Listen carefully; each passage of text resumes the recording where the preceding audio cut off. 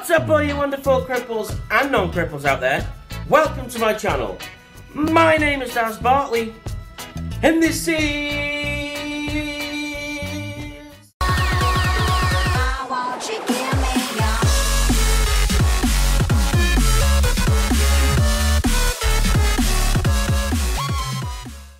Can't believe the lighting in here today. So guys, the sun is shining. I went to bed red last night. I spent the whole entire evening just out in the sun and drinking beer. So I thought today I'll give my skin a rest. Actually, it's not that bad. Let me come in a bit further. Ish. So anyway, I thought I'd read the next installment of my Manx Tails blog. This one is May. I have been doing these blogs now for about, well, a year. Last May I had my first one out. So, yeah, I thought I'd read the next one. That's the front cover. It's cool. But, unfortunately, I'm still not on page 3. I am on page 14, I think. I checked last night. Stay there. Stay. It's not going to stay. 14, I think I was. Page 6. 8. There we go. And I must say, the editors of the Manx Tails blog did a really good job in finding a picture that looks like me. That's pretty cool. Yeah, this one is about the necessities of my life. I didn't do much that month, so I didn't really have anything to write, so I thought I would just write what I have in the kitchen. Let me just move you a little bit. I'm a bit, like, down. Yeah, it's a little bit better. I accidentally hit stop record. So, yes, Daz, remember, this is the second part.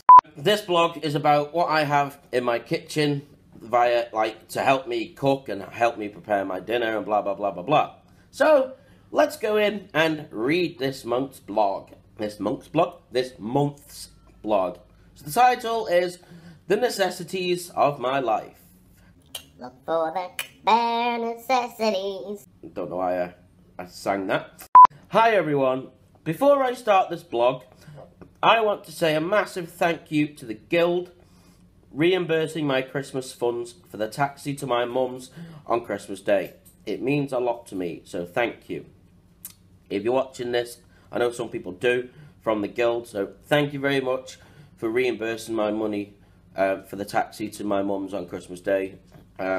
Unfortunately, there was no buses, so I had to get a taxi, which I appreciate you reimbursing it, because it did cost me quite a bit of money, so thank you very much. Well guys, I haven't done an awful lot this month, so I'm going to tell you about the equipment I use in the kitchen when cooking. Well, most of you know I use my mouth as my arms. Sounds a little bit weird, that, doesn't it, Daz? So getting things in and out of the conventional... Yes, I use big words. Conventional oven can be extremely difficult, mainly due to the height. I acquired a tabletop oven which is at the same height as my face, thus making it a lot easier to access. For a hob, I use a camping plug-in hob, which is also face height. That just sits on the work surface next to the cooker. When it comes to opening jars, tins, etc., I use an electric tin opener. Nothing special, you can buy them online for next to nothing. I'll put a picture of it there. My occupational therapist, my occupational therapist helped me get a kettle tipper. This is pretty much what it says on the tin and is basically a platform that the kettle sits on, that I can tilt once it's boiled, reducing the weight of the kettle. I'll put a picture of that there as well. I also use a non-slip mat to keep things still, such as when I'm opening bottles, etc. I reckon the handiest gadget in the kitchen is my plastic spatula. I use this to get things out of the oven, reaching things I can't get to with my mouth. flip things in the pan, and even to get things out of my fridge or freezer, I've got a spare one to help me feed my dog. That's pretty much all the equipment I need help with cooking my meals, to help me cook my meals. There is nothing to it really. I try to cook as many meals as I can with assistance from my carers to help me preparing things, such as potatoes, etc. I try to cook as many meals as I can with assistance from my carers to help me prepare things. Obviously, with heavy items such as a chicken, I need extra help. I tend not to cook heavy things that take longer than an hour in the oven, as my carers are only here for an hour each visit. Oh, I forgot to mention, I have also had my kitchen tap brought to the front of the sink so I can reach it. I can't really wash up my dishes, but with the tap at the front, I'm able to at least soak them to make it easier for my carers to wash when they arrive. Yeah, so I don't know if you can see the tap in the background. I'll move you slightly that way. You can see there that it's brought to the front, this making it easier for me to flip the water on and off. See, when I moved into commissioners, they're saying it's an adapted property, and to be fair, all they had adapted really was wider doors and they put a wet room in. But I'm not slagging them off in any way. That is all I need for adaptations. But as you can see behind me, I've had the cupboard doors taken off the cupboard at the top just because I was finding it hard to open the doors. It's just little things like that I make my life easier. That makes my life easier, and the commissioners are extremely helpful when it comes to stuff like that. They don't mind, like, bringing the tap forward. They don't mind doing that. They don't mind taking the cupboards off the doors. Also, I've had my drawers in the kitchen. They're like magnetic ones, so they're like anti-slam. They get so far in, and then the magnet brings them in slowly. Well, obviously, because I can't use my hands that well, I've had to have the magnets taken off because it's quite a force to pull the drawers open. I'll show you that now, actually, if you can see.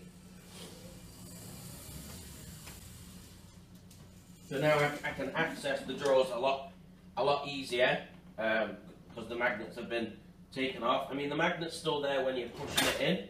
You still have to give it a bit of a push, but to pull it open is an awful lot easier. Before I had to have strings fastened to the handles, so I could then hook my hand around it and pull them that way. But now I have an assistance dog. I didn't really need that doing, but I didn't have the dog at the time.